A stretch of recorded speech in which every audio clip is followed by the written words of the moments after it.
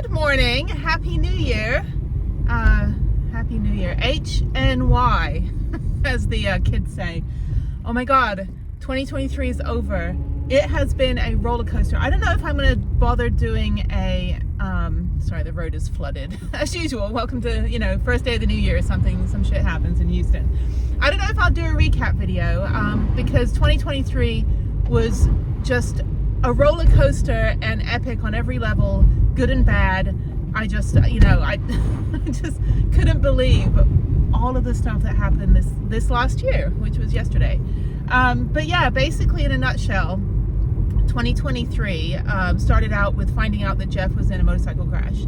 So I left my job in the 10th of January and then flew out to California, to San Diego for 10 days. And a wonderful woman on my Hostess Sister Facebook page put me up for 10 days for free in her Airbnb spare room. And then I spent 10 days in a hospital, kind of gauged the situation, and then flew back to Houston, grabbed my van and drove the van out to California. So I basically lived in my van for 3 months and then flew back every other week to be here in Houston with Harriet. So I flew 58 times on Spirit last year in 2023. Last year just refers to 2023.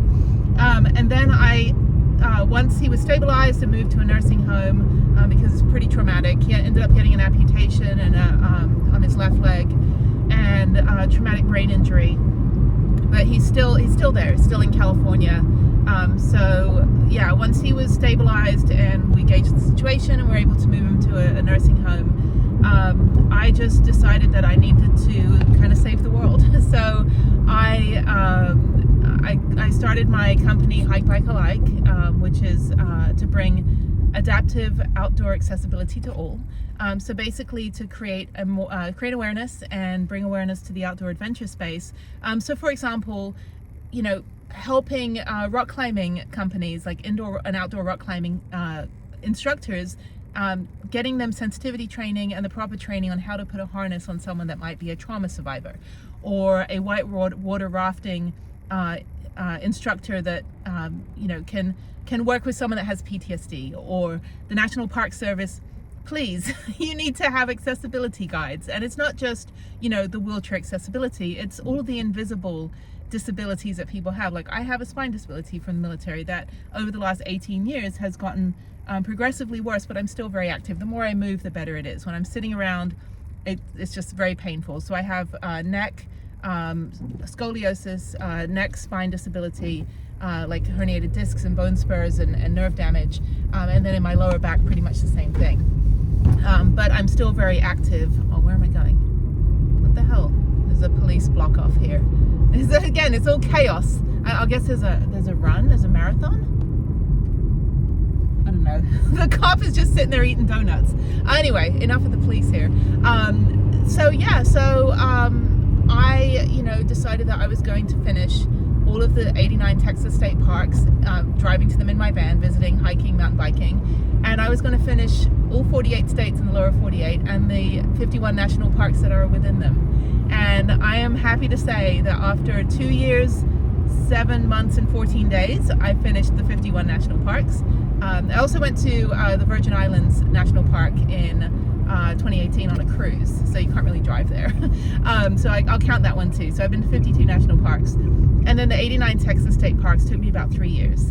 And mostly the reason I did that was because in 2020, when I was car camping, I wanted to break up the trip going out of Texas. Because one thing you could do during the pandemic,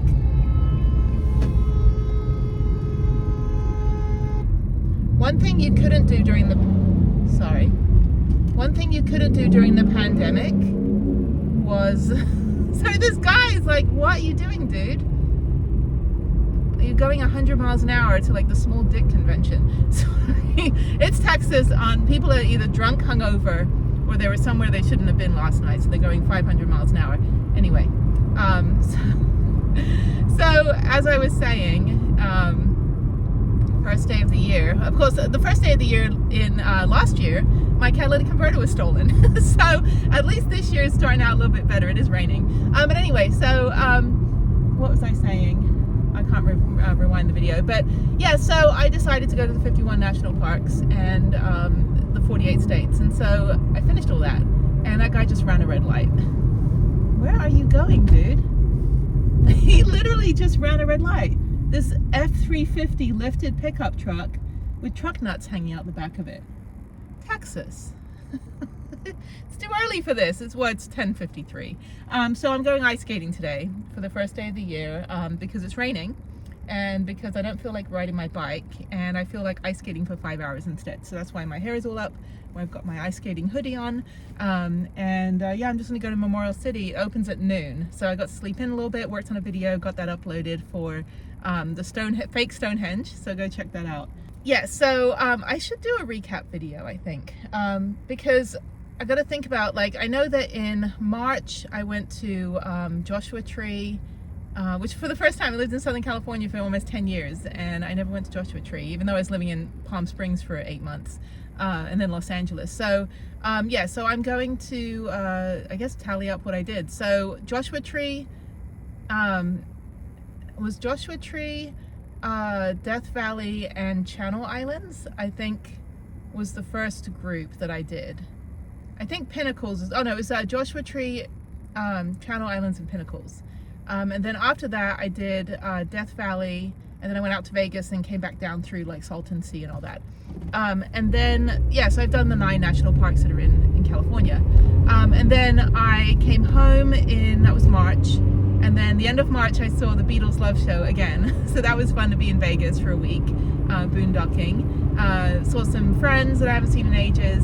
And this was like a big reunion year. The same thing in February and March. I got to see some old friends that I haven't seen in ages. And it's funny catching up after 20 years and seeing like where our lives are. And like, you know, at the end of the day, we just want to be 15-year-olds again, or 20-year-olds. Like, we don't want to adult.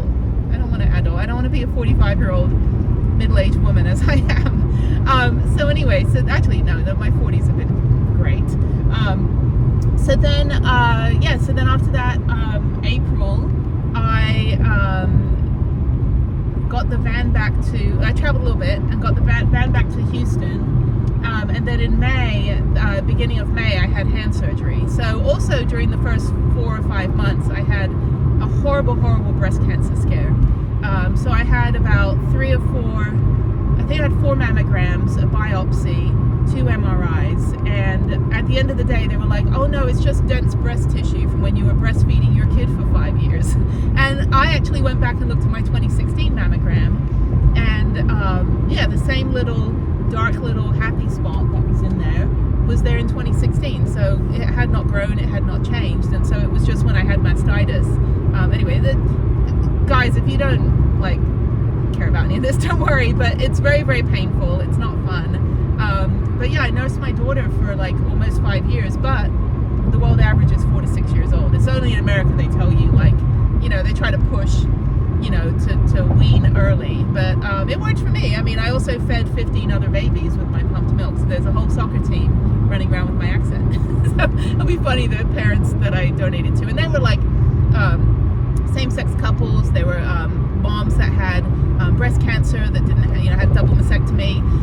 They were babies that were in the NICU, or babies with autoimmune diseases, things like that. So there was a variety of reasons why their parents decided that they wanted, you know, breast milk rather than formula. But anyway, this isn't it's not a baby channel. If you want a baby channel, there's plenty of influencers now that have had babies and that are buying land, building houses, and having kids. So go check those out. Anyway, but for me, I'm going ice skating today, and yeah. So so let's see, that was May, and then the end of May, I went out to Angel Fire for 2 weeks and mountain biked, and bought the now completely broken fancy mountain bike that is just pissing me off because Broken Spoke or REI, one of those two, either sold me, the Broken Spoke either sold me a broken mountain bike, or they they sold me a broken mountain bike, or REI broke the back part of my bike, but the gears are not shifting. Anyway, you can see that on other videos. So then starting at the end of May, I got on the road to finish the national parks. I went to 28 national parks this year. I went to 48 states. I drove all the way down to Key West for Dry Tortugas. It was absolutely fantastic. So yeah, it's been an epic year, and many more places that I would love to go back to. And just to let you know, this morning, just now before I started recording and babbling to you guys, I got my second attempt. I got a lottery ticket for the Wave in April of 2024. So I get to go to the Wave. Somehow I got to figure out where I'm going to be in April 2024, even if I just go out for a day. But I got the Wave lottery ticket. So the lottery tickets, I think they're like $9, and you can buy as many tickets. And I only put one person because, you know, I just was like, I just want a greater chance of getting the ticket. I don't know if you can add more people to your group, but worst case scenario, just give the ticket away if I'm allowed to. I don't have to check into it. But now the national parks have changed the rules, so you can't film in public lands without a permit. So now the influencers are like, we're not going to bother going to like any of the national parks because we can't film. It's like, my channel wasn't monetized. My channel still isn't monetized because although I have over 1,000 followers, I don't have enough watch hours. You have to have 4,000 watch hours. So please watch my videos. But on the plus side, sorry, it's cloudy. On the plus side, I don't have to pay for permits because I'm not making any money off being on public land. So I just do this for fun because I think it's interesting and I think it's fun to show people. I share a lot of my videos on my Facebook groups to, like, you know, just give advice and information. But if I do need permits, since I have done that for other people, journalists and influencers for a long time, kind of like a location scout for travel people. I've done that for almost, you know, over 15 years. I know how to get permits. I know whether you can fly a drone, that kind of thing. So I would be perfectly fine in getting the permits. I know exactly how to do it.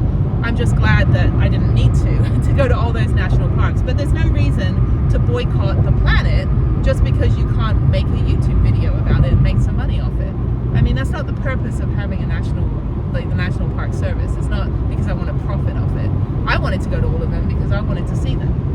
But anyway, so that said, I'm actually glad that I turned around last night. I was on my way to go to the place I was going to go for New Year's, and then the weather was starting to get nasty, and I know that going out to where I was going to go in the hill country, it was just going to be like horrible weather, and I needed to come back today anyway. So I'm glad I came home early, worked on some videos, went to bed at like 10 o'clock. There were no fireworks in my neighborhood. I think they banned them in Bel Air because I live in like the fancy place. But there were no fireworks, and they just poured with rain like all night. So that was great. It slept like a rock. Anyway, and then after that, so that was June, July, August. So August put me into the East Coast, and then September was putting me through back into Smoky Mountains, back into the southern part of North Carolina, which was stunning. That is one of my favorite places in the country. I have not spent enough time there, so definitely want to go back in the future. And then went down through Georgia, down to Florida, and I spent about a week or so, a week and a half in Florida, which, you know, there's all these nightmare stories that you can't boondock. You can't boondock. You know, in Key West, you're not allowed to like park anywhere and blah blah blah. Well, I'm a disabled veteran, so I get base privileges, and there just happened to be an RV park 1.5 miles from downtown Key West, from Mallory Square, and it was $40 a night. You can go back and see that video. And I stayed there for 3 days, 2 nights, 3 days, and full hookups, water, electricity, everything, right on the beach, like on their little beach on the Navy base. And the pass that I got is valid for a year. So you have to check in at mile marker 8. So mile marker 8, if you're a disabled veteran with a VHIC, which is a Veterans Health Information Card, you have to, when you go down the highway down to Highway 1 down to Key West, stop off at mile marker 8. There's a Navy base security building. Go in there. You've got to have your DD-214. You've got to have your VHIC, and I would suggest calling ahead. So here's the logistical side of it. This is what I do too, is logistics. You need to call the Sigsbee campground first. Book make your reservation. Tell them that you have a VHIC, that you're a service-connected disabled veteran, and that you're going to get the permit when you get to mile marker 8. So when you get to Key West, then go to mile marker 8, get your permit, and get your piece of paper that says you have the right to be on the base. And then when you have to check in before 3 o'clock, so get there like a little bit before, well, way before 3, like at 2, at the campground headquarters. And then you give them that piece of paper and they will give you the permit for the campsite. So don't just get the piece of paper from mile marker 8 and then go to your campsite. You've got to also check in to the campsite headquarters. They also have a little travel office in there where I got a discounted Disney World ticket. So you can also see my episode where I went to Disney World. And that was fantastic. And it was only, I think it was $125, no tax. So usually it'd be $157, so it saved me a little bit. Plus it was just me, so I didn't, I spent money on souvenirs, but I didn't, I didn't spend the $5,000 Disney vacation like other families unfortunately end up having to do. But yeah, so I spent $80 for 3 days, 2 nights, and I went to the Dry Tortugas on the boat, and you can see all those episodes, and it was fantastic. I didn't think I'd like Key West. I hung out with locals, took me around the town, and like they took me out for the night. And it was funny because I was still in my wetsuit, like in my little skin suit with my snorkeling equipment. And I'm walking around like the little kid from Up, like the little Boy Scout, walking around the bars with and I didn't drink. So I was just like, I was having fun. No one cared that I was in a freaking wetsuit. Anyway, so I'm at the mall now, not busy. But anyway, so yeah. So I think maybe I'll put together a recap. It'll take me a little bit, probably the end of January is when it'll come out. But it's been an epic year, and it's heartbreaking what Jeff has gone through. Had I not been in that hospital 10 hours a day for 3 months, then he would not be here today. The level of care that I saw in that hospital was horrific. I mean, yeah, it's supposed to be one of the best trauma centers, but I come in, the next morning, because I couldn't stay overnight, so I come in the next morning, and I was just like, what the hell happened to him? Why is he in this situation? Why is he not, why did nobody come in and check? And so I was basically advocating constantly for his care. And, and thankfully, we were able to keep him, safe and alive. But he has a long road ahead, and that's why I want to, make the world more accessible, so that, one day somebody in his situation that has a prosthetic, that has traumatic brain injury, is able to enjoy the outdoors without any sort of problems or discrimination or hassles or anything. And so, because nothing's worse than wanting to go find healing in nature and the rangers don't enforce dogs on leashes, for example. Because if you have PTSD and you're a combat veteran and then you go hiking in a state park in Texas and all of a sudden, Fido comes running up to you like, oh, my dog is cute. Well, no, that person, be mindful, keep your dog on a leash, because the person hiking by themselves, might have trauma that they're trying to overcome. And the last thing they want is to get triggered. So it's been, the Texas State Park System's actually been pretty good about enforcing that rule, but pet parents are the worst. So don't be a shitty pet parent. Just be mindful when you're out there with your dog's not on a leash and it's not a dog park. You need to keep your dog on a leash, because there's a lot of people that you could really ruin their day because you can't be bothered to put your dog on a leash. And I am so that is such a, pun intended, such a pet peeve. And the reason too is because there's also service animals, and service animals aren't just, and I'm not talking about emotional service animals like the ESAs, the fake service animals with the certificate and a little harness with the, I'm a fake service dog. I'm not talking about that. That's actually illegal in pretty much every state to impersonate a service dog. A service dog for somebody that has disability is an extension of their body. So if you are blind, your dog is your eyes. It's also your, if you have PTSD and you have a service dog, that dog is also your emotional, it is your, it's your body armor, especially for disabled veterans and combat veterans. But that's not the same as an emotional service dog. I've been on tours, cave tours and things, where people just bring their dogs in, and I just will tell them what service, the only thing you're allowed to ask is, what service does that dog provide? And I asked this old couple, and they had their little cute little poodle with a little service dog harness jacket on, and the dog was this big. And she goes, oh, it's a service animal. I said, what service does your dog provide? Because your dog cannot be in this cave. For a variety of reasons, but the main reason is that's not a service animal. So she ended up carrying the dog the whole time. The dog was biting at people's ankles and it was barking. I'm like, those aren't things that service animals do. You can also have a service horse. So there's also national parks that will allow you to bring your service horse. But yeah, a proper service animal is there to provide one or more services as an extension of your body. So please just don't do that. Don't bring your pet. I mean, I understand like you can't bring pets into national parks on most of the trails, most of the parks. But also, you know, it's not good to leave your dog in a hot car. So you're gonna have to figure out, there's doggy daycares, there's, you know, I guess you can leave the AC running, but don't violate the law, because the more rules you break, the more rules they make. And then it makes it harder for people that do have disabilities, that do have service animals, that do want to, you know, go through the national park system. It makes it a lot harder for them to participate in society, because the able-bodied, you know, pet owners that just don't want to put their dog on a leash are kind of ruining it. So the other thing too is that this is my national park pass. So I get a free lifetime access pass. See how it has a little wheelchair on it? So I have a free disabled lifetime access pass as a service-connected disabled veteran. So the irony is that, you know, we get these passes for life, so I get to go in every national park, every national monument for free for the rest of my life. But the barriers to getting in is things like there's no accessibility guides, or, you know, crappy pet parents that ruin it for people with PTSD, or places that become inaccessible because, like in Grand Teton, when I went there, the hike at the beginning was fine because the boat wasn't working.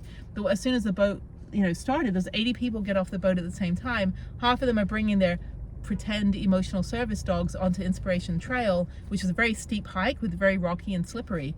And the day before, a blind hiker, and yes, there are blind hikers, blind hiker's service dog got trampled and its leg was broken. And so I talked extensively to the ranger, who was like, yeah, now we have to put extra rangers, which we're already low on resources.